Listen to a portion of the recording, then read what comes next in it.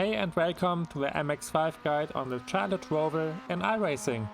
It's a great technical track, the races around here are always a lot of fun and there's not that much to worry about except maybe your I-rating and safety rating, because there are always also a lot of incidents.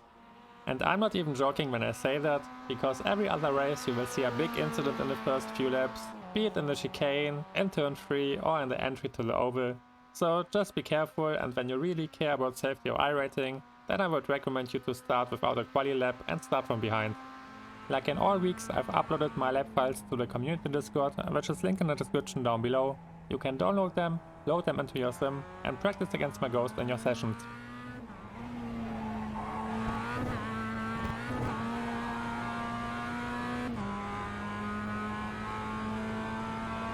Drive close to the wall, use the 100 meter board as marker and tap the brakes to adjust your speed for the first turn. Aim for a smooth line, be back on the throttle before you reach the curb, and since this season you can actually attack the curb without having the fear that it will destroy your car. Previously those curbs were a no-go area, but since the car got new dampers this season you can attack most of them now. They won't cost you any time and they won't cause any damage. Let the car swing to the right edge of the track and stay on the throttle. It might not look possible at first, but you can totally take the next turn flat out.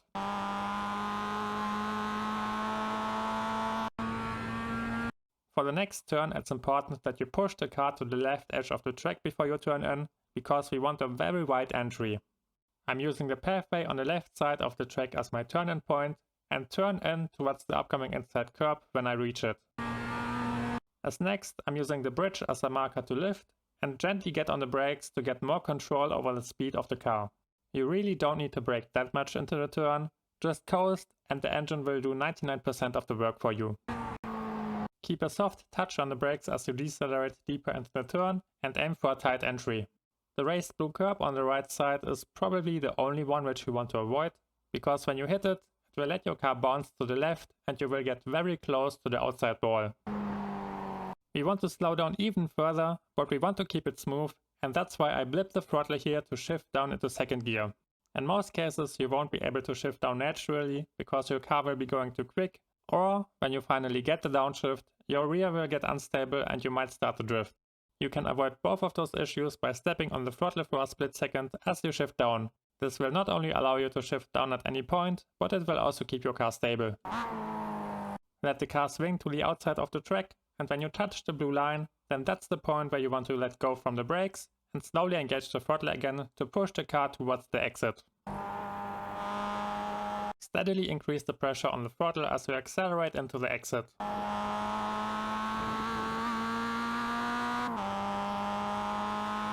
We want to hit a wide entry into the next turn again, so make sure you're using all available space on the track.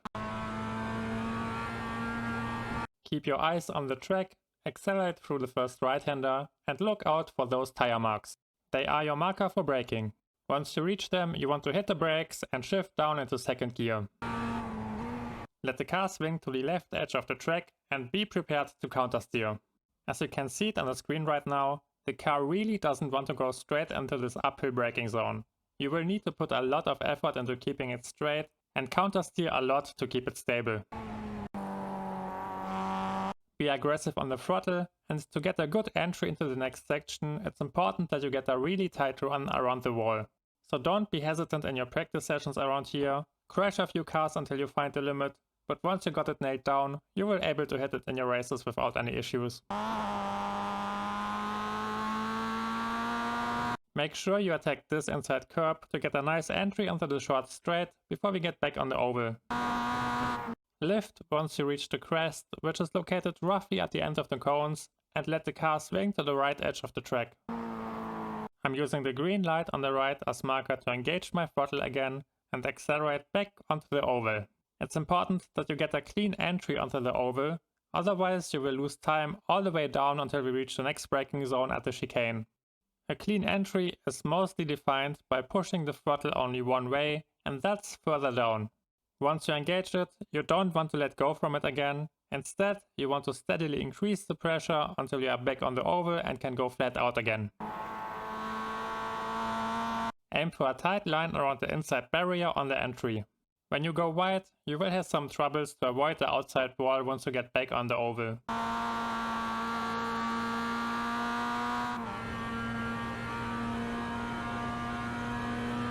Approach the chicane close to the outside wall to get a wide entry and use the 200 meter board as marker for braking. You want to go hard on the brakes and shift all the way down into second gear.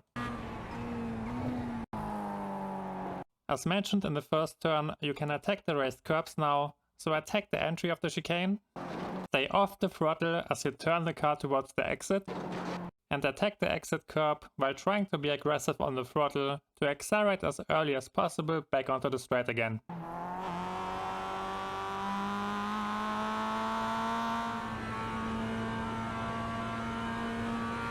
Drive close to the edge of the track to get a nice entry into the last chicane, and I'm using the cones on the other side of the track as marker for braking here.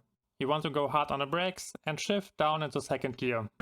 A wide entry into the last chicane is crucial for a good lap time around here, because it's not only the end of your lap, the speed you carry through it also helps you on your next upcoming lap. So double check your replays and make sure you're driving right on the edge of the track here to get the widest possible entry. Attack both curbs and get back on the throttle once you are past the first one to push your car towards the finish line. Have fun with the upcoming cockpit lap. Please don't forget to leave a like. I wish you all the best for the next week and see you next time.